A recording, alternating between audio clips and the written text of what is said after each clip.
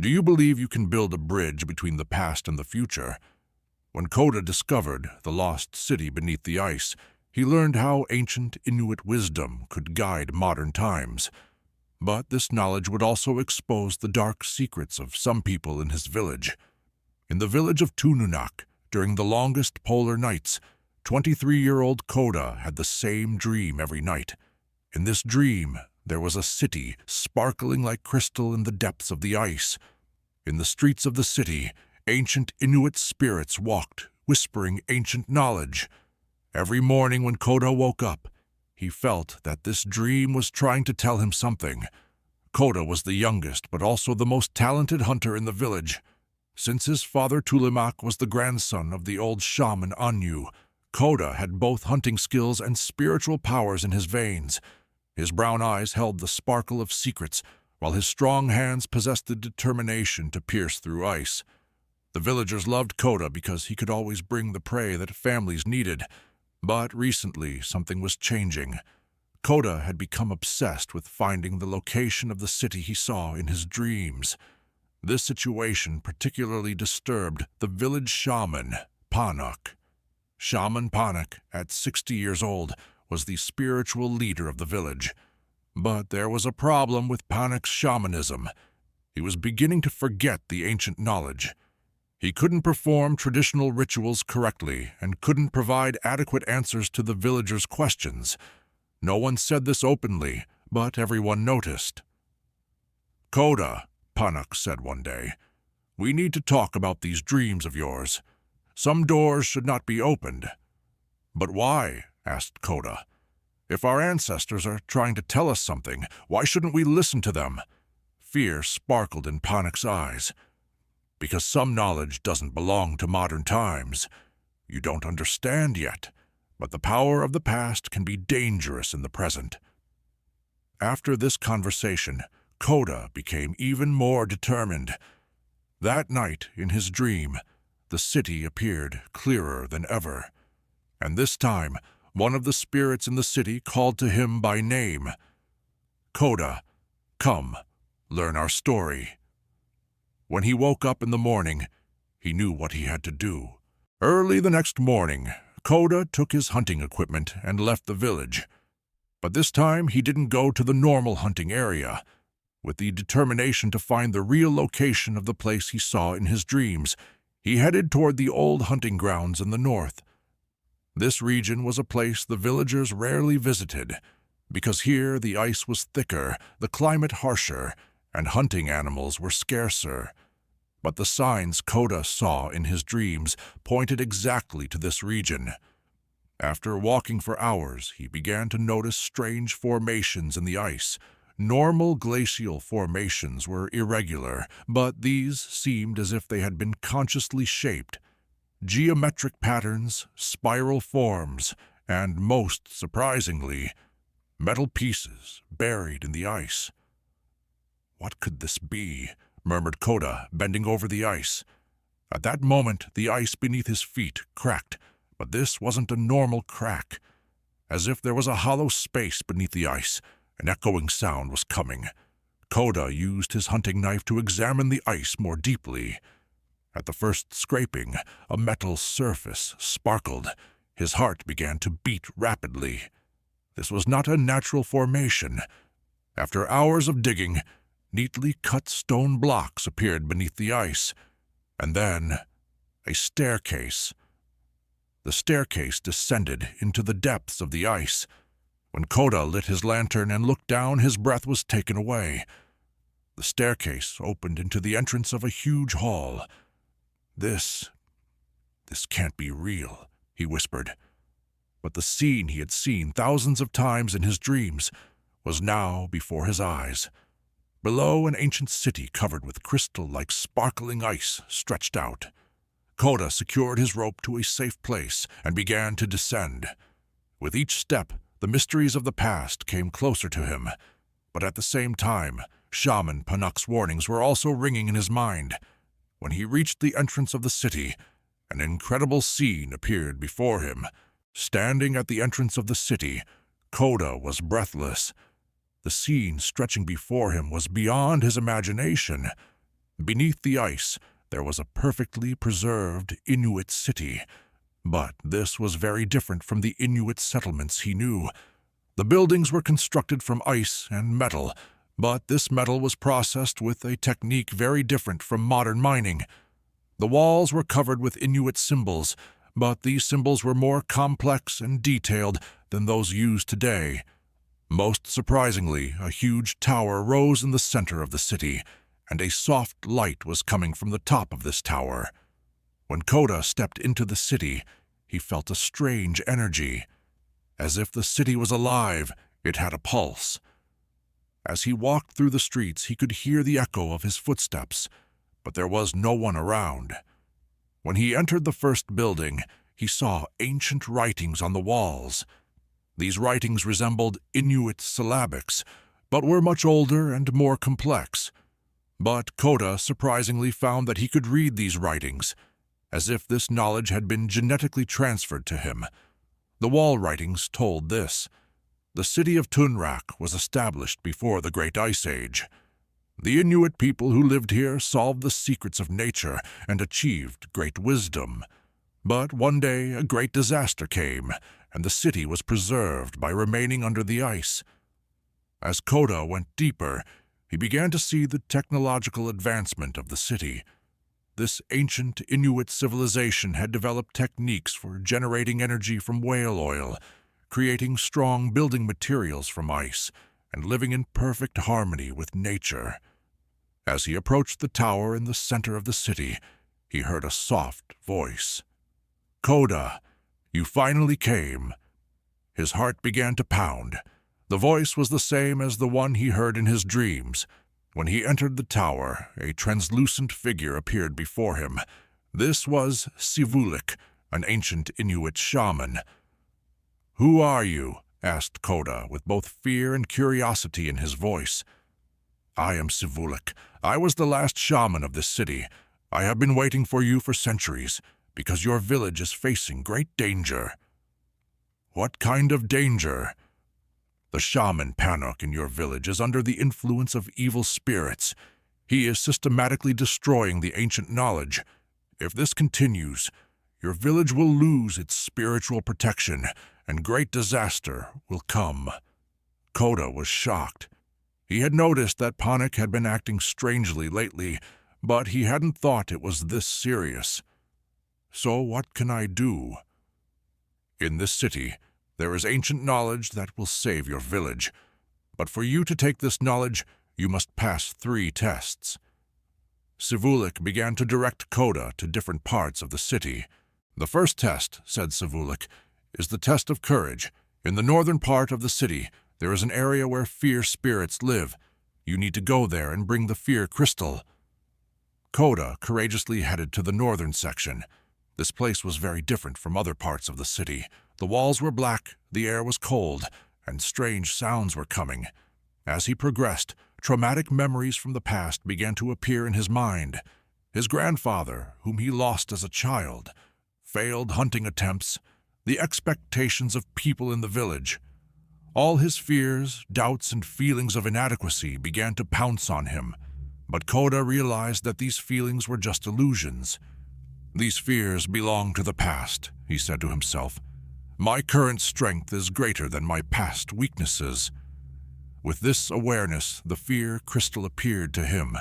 When he took the crystal, all his fears disappeared and his self-confidence increased. "The second test," said Sivulik when Koda returned, "is the test of wisdom. You need to go to the library in the center of the city and solve the ancient puzzle." The library was filled with incredible ancient scrolls and stone tablets. In the center, there was a complex metal puzzle. This puzzle represented Inuit cosmology, nature cycles, and spiritual balances.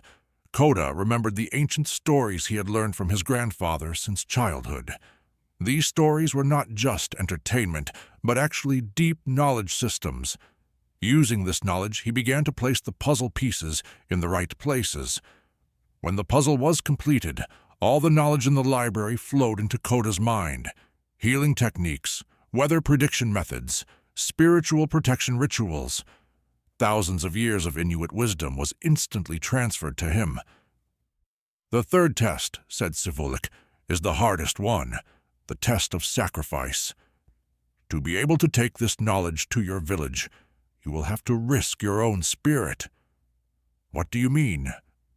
"When Panuk realizes that you possess this knowledge, he will try to destroy you, because this knowledge will expose his false shamanism. You can save the village by using this knowledge, but the price may be your own life." Koda took a deep breath. He thought of the children, elders, and his family in his village. Their future was more important than his own fears. "I accept," he said with determination. Sivulik smiled. "This is the true shaman spirit. Now I will give you the ultimate knowledge that will save the village." Sivulik gave Koda an ancient sacred object, the Tunrak stone. This stone had the power to protect the village from evil spirits and distinguish the true shaman from the false. "This stone," said Sivulik, "will burn false shamans when it touches them, but will give light when it touches a true shaman. It will expose Panuk's true nature." Koda left the city equipped with all the ancient knowledge, but as he climbed up, he noticed that the city was slowly beginning to disappear. Sivulik called to him one last time. "Remember, Koda, this knowledge belongs not only to you, but to all Inuit people. It is your duty to pass it on to future generations." When he returned to the village, it was night. The villagers were waiting for him with curiosity because he had been missing all day. But Koda went directly to Panuk's tent. "Panuk," he said, "I need to talk to you." Panuk noticed the new sparkle in Koda's eyes. "You, where do you think you've been?" "In the ancient city beneath the ice, and I learned a lot there." Panuk's face changed.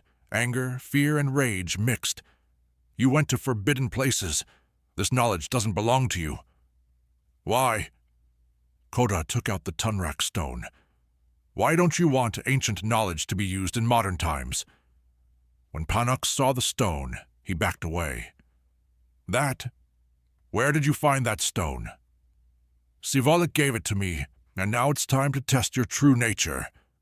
Koda extended the stone toward Panuk. Panuk didn't want to touch it, but the villagers were beginning to gather, and they were watching.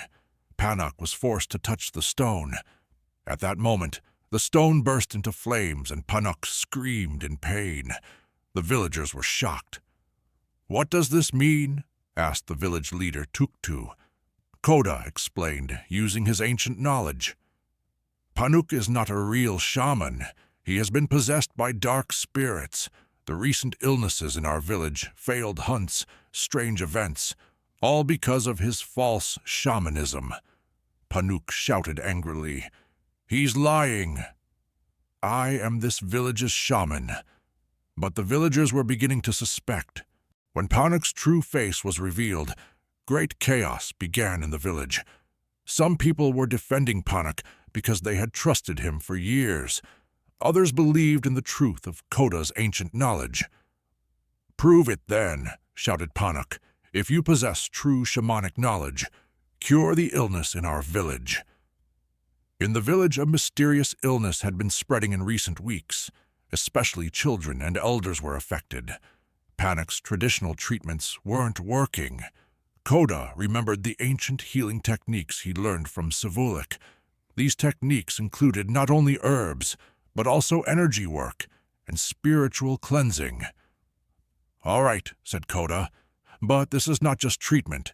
It will also rebuild the village's spiritual protection." Koda began the ancient ritual in the village square.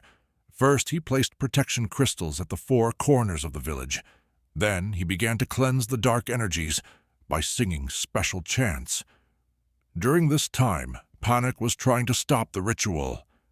"This is dangerous. He doesn't know what he's doing." But as the ritual progressed, amazing things began to happen. Sick children began to heal. The dark clouds over the village began to disperse. And most surprisingly, the villagers began to experience a sense of peace and harmony they hadn't felt for a long time. When Panak realized that this meant he was losing his own power, he made a desperate move. He tried to attack Koda, but at that moment the Tunrak stone flashed and pushed Panak back. Dark spirits began to leave Panuk's body. Panak fell to the ground and returned to his true self. What have I done?" murmured Panak, confused. "These dark spirits, they were controlling me for so long." The villagers now understood. Panak wasn't evil, he was just a victim of dark forces, and Koda had truly saved the village. But this victory would have a price. When the ritual was completed, a great transformation occurred in the village. Illnesses healed, negative energies were cleansed, and the villagers reconnected with ancient wisdom. But Koda felt great fatigue. Sivulik's warning was coming true. Using these powerful ancient knowledge had consumed Koda's own spiritual energy. He had saved the village, but risked his own life. After Panak was freed from the dark spirits, he came to Koda. "Forgive me," he said with tears. "I wasn't a real shaman. Dark forces used me." "It doesn't matter," said Koda in a weak voice. "What matters is that our village is safe." Village leader Tuktu gathered the community. "Koda, you saved our village. Now you are our true shaman." But Koda shook his head. "I am not a shaman. I am just a messenger of ancient knowledge. This knowledge belongs to the entire village." In the following days, Koda began teaching the ancient techniques to the villagers.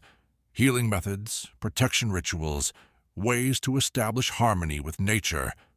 This knowledge became the village's collective wisdom. Panuk also joined this learning process. He worked very hard to become a genuine shaman and eventually developed real spiritual powers. As Koda's physical strength gradually diminished, his spiritual legacy grew stronger. He passed on the ancient wisdom to the village's young generation. Especially the young girl Nala became Koda's most promising student. "Remember Nala," said Koda in his final days. "This knowledge belongs not only to us, but to all Inuit people. It is our duty to protect it and pass it on to future generations." When Koda's physical form left the village, he joined the spirits in that ancient city, but what he taught continued to live in the village. Years later, the village of Tununak became the most prosperous and spiritually strong village in the region. People from other villages came here to learn ancient wisdom, and sometimes, especially during polar nights, the villagers saw a soft light from the depths of the ice. This was a sign that Koda's spirit was still protecting them. This story teaches us this: the wisdom of the past is never lost. It just waits to reach the right person at the right time. Those who act with courage can save not only themselves, but their entire community. And true power lies not in keeping knowledge to yourself, but in sharing it. Dear viewers, do you have wisdom from the past in your life? What are the valuable teachings your ancestors passed on to you? Along with the lessons you draw from this story, share your thoughts with us in the comments. If you liked this ancient wisdom story, don't forget to hit the like button. By subscribing to our channel, you can discover more mystical and educational stories from the depths of Inuit culture. Until we meet in our next video, stay under the guidance of ancient wisdom.